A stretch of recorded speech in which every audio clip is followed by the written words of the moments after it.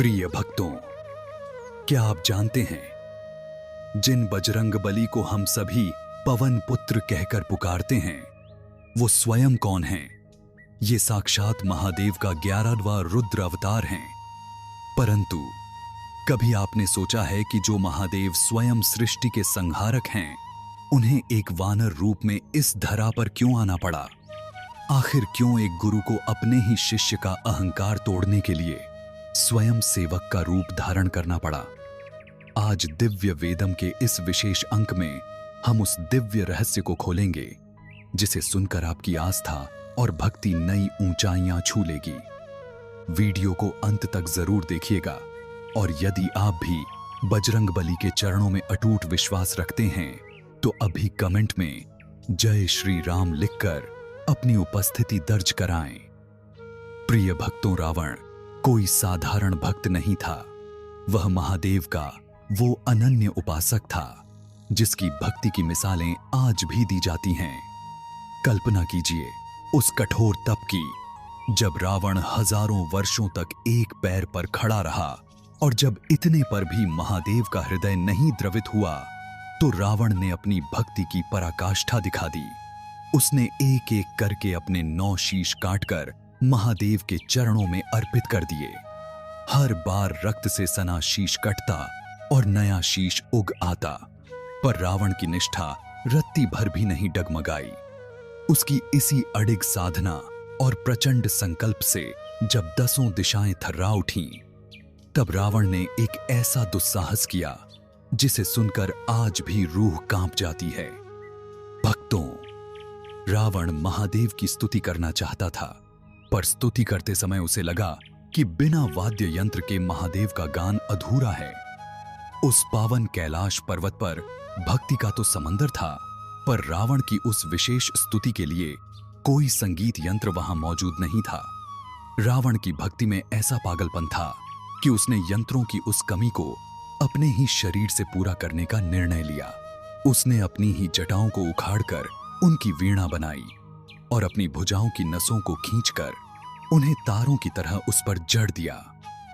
जब उन जीवित तारों से शिव तांडव स्तोत्र की वो पहली भयंकर और अलौकिक झंकार निकली तो साक्षात कैलाश पर्वत भी डोलने लगा।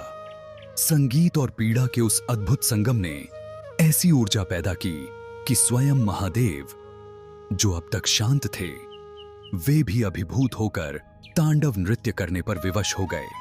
महादेव ने प्रसन्न होकर रावण को अद्भुत शक्तियां और अजेय होने का वरदान तो दिया, पर भक्तों, यहीं से रावण की भक्ति में अहंकार का विष घुलने लगा।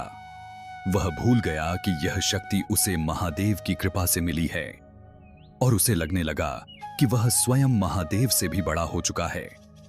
अपनी इसी शक्ति के मद में चूर होकर रावण का आत्मविश्वास इस सीमा तक पहुंच गया था कि उसने सोचा, क्यों न महादेव के इस धाम कैलाश पर्वत को ही अपनी भुजाओं पर उठाकर अपनी लंका ले चलूं, ताकि महादेव सदा के लिए उसके पास रहें और उसकी लंका सदा के लिए अजेय हो जाए।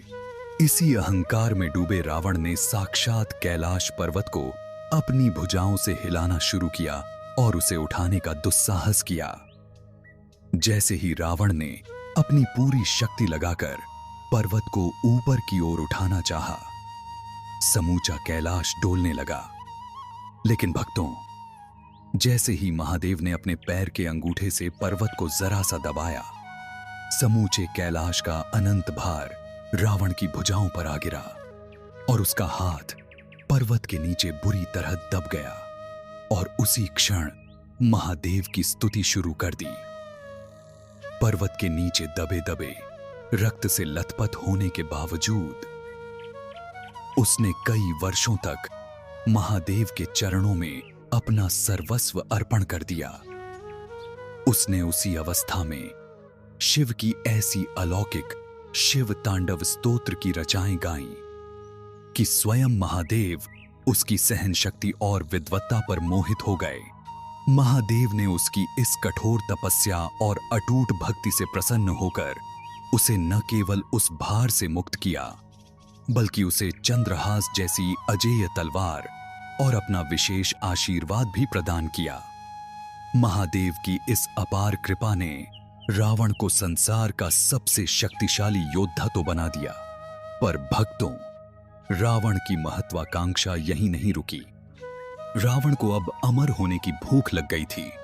वह जानता था कि सृष्टि के विधान के अनुसार मृत्यु अटल है और केवल सृष्टि के रचयिता ब्रह्मा जी ही उसे अमरता का वरदान दे सकते हैं। इसी कामना के साथ रावण ने ब्रह्मा जी की घोर तपस्या की। जब ब्रह्मा जी प्रकट हुए तो रावण ने अपनी चतुर बुद्धि और प्रचंड अहंकार के मद में एक ऐसा वरदान मांगा जो उसके विनाश की नींव बन गया। उसने वरदान मांगा कि कोई भी देवता, गंधर्व, यक्ष या असुर मेरा वध न कर सके। पर भक्तों, अहंकार की पराकाष्ठा देखिए। उसने मनुष्य और वानर को इतना तुच्छ और कमजोर समझा कि उनके हाथों अपनी मृत्यु की कल्पना तक नहीं की। उसे लगा कि जो त्रिलोक को जीत चुका है, उसका कोई साधारण मानव क्या बिगाड़ लेगा। लेकिन रावण की यही एक भूल नियति का खेल बन गई।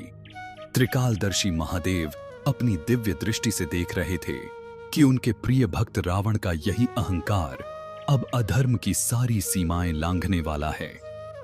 रावण की दुष्टता बढ़ने लगी थी। उसने स्वर्ग पर आक्रमण किया, देवताओं को बंदी बनाया और ऋषियों के यज्ञों में विघ्न डालना शुरू कर दिया। महादेव के मन में उस समय एक गहरा धर्म संकट चल रहा था।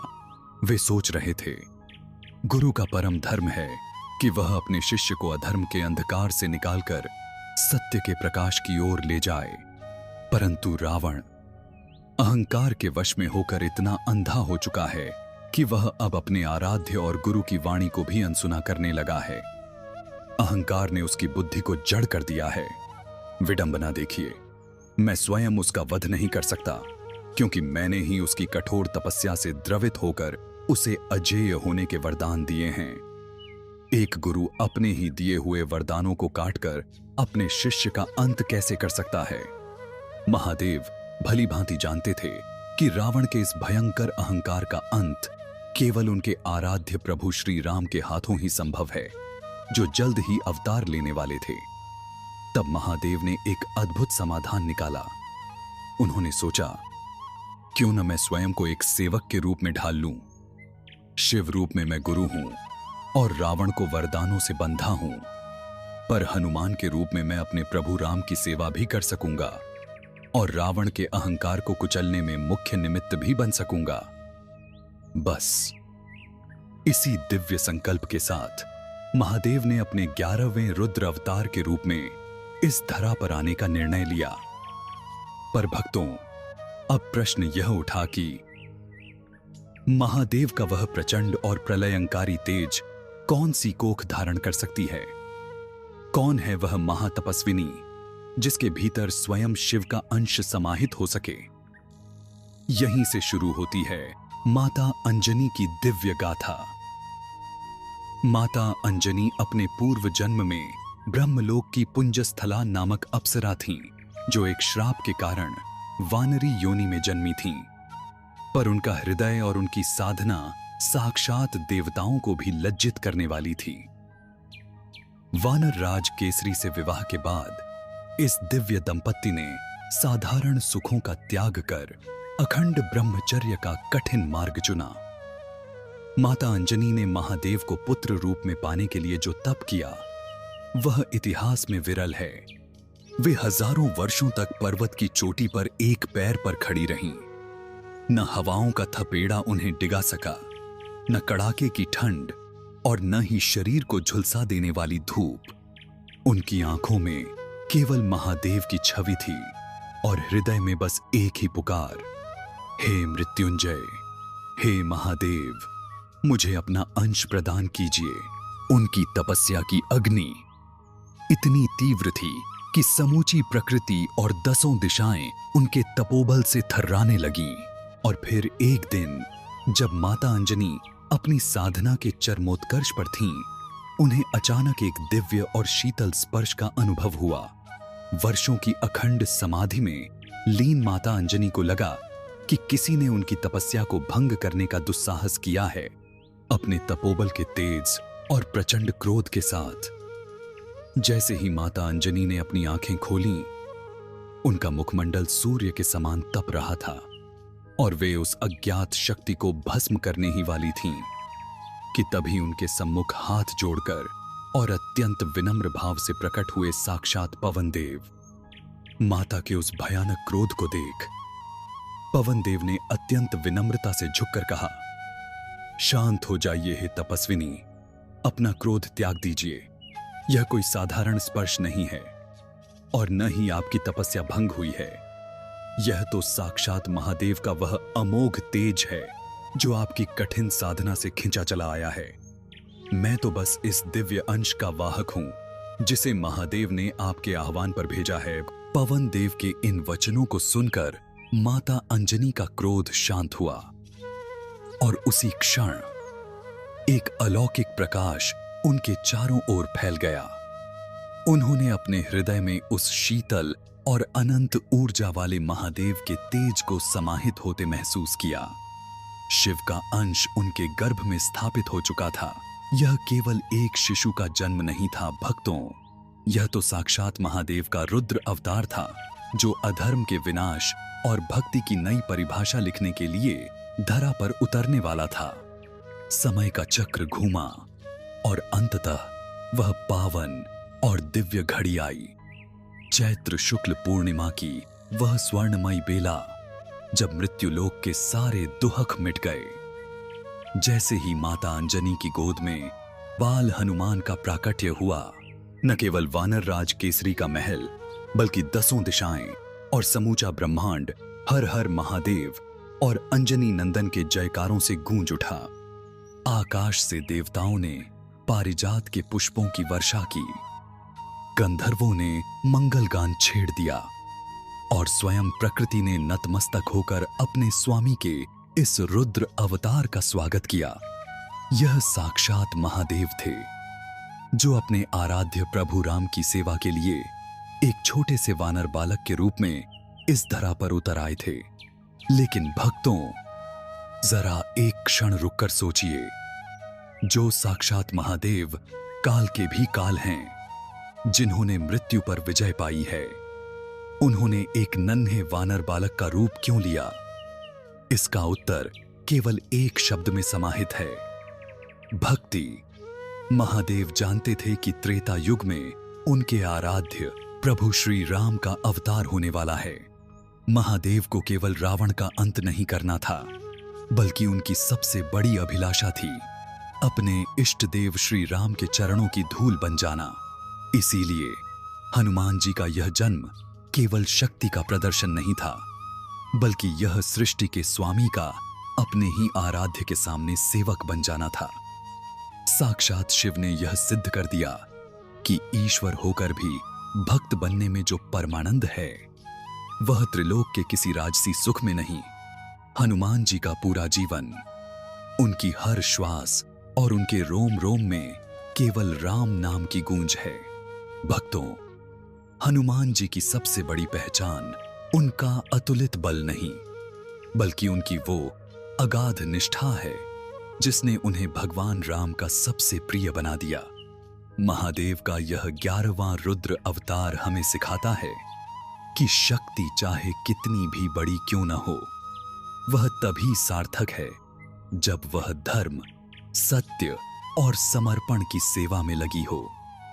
आज की यह कथा हमें याद दिलाती है कि असली विजय अहंकार में नहीं, बल्कि हनुमान जैसी अटूट विनम्रता में है।